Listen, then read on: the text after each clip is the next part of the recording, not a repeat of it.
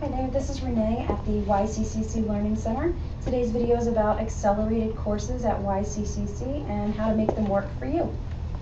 So I wanted to start with some myths and facts about accelerated courses. The first myth is that students think that accelerated courses, since they're quicker, they must be easier. In truth, there's actually more work because you're getting it accomplished in less time.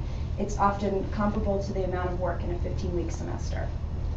Another myth is that you have plenty of time to decide if you want to stay in an accelerated course. In truth, the add drop period is often within the first few days or the first week of an accelerated course. So you don't have much time to decide if it's right for you. If you fall behind, you may not have time to catch up as you would in a 15-week semester. So it's important, if you have an issue, to talk to your instructor right away, or even if you have a question, if something's unclear to you, you have to talk to your instructor as soon as possible.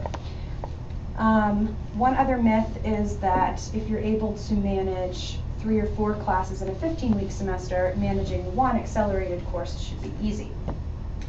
But in truth, accelerated courses should always be treated as full-time, no matter how many courses you're taking, because of the workload in such a short period of time.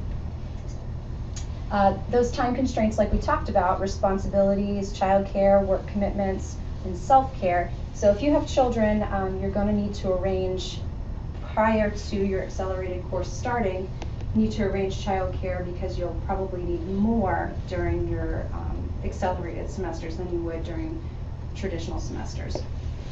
As well, if it's possible, if you could get work hours reduced, that's always a good idea during accelerated semesters.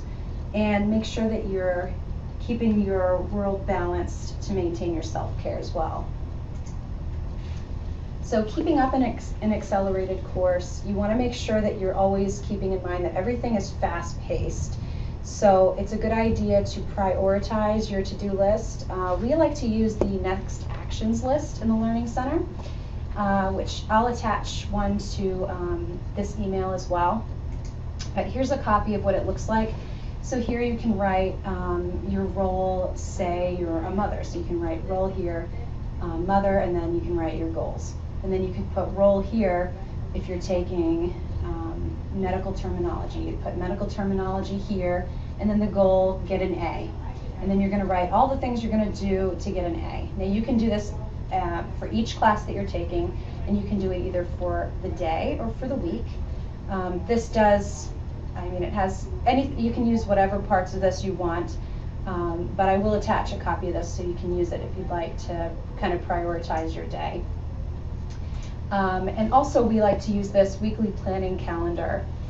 This here is great to use for any semester, but especially an accelerated semester where your time is even more limited.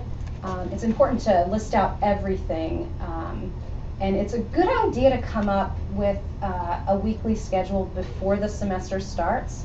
So let me show you an example. This is a weekly planning calendar with some events already scheduled. So this isn't really full. This would be probably for a traditional 15-week semester, but you'd also put lunch with mom or babysitting.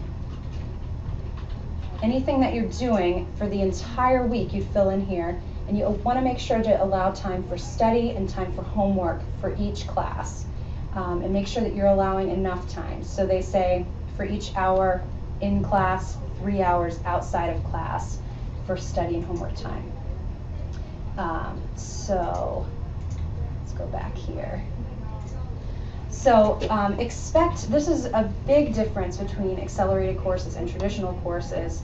You should expect major events more often. So for a 7 or 10 week course, every single week you should expect either a test, a project, a paper, or a large quiz. For a 2 or 5 week course, you should expect those every single day. So be prepared for bigger projects more often in an accelerated course. And as always, be familiar with your YCCC resources. The library helps a great deal with research. In the Learning Center, we're here for math and writing support. We can also help with other subjects by appointment. And also it's a good idea to look and see if you qualify for TRIO. I'll include links for websites for all three of these resources to this email. If you have any questions, always feel free to reach out at learningcenter@yccc.edu. Thank you.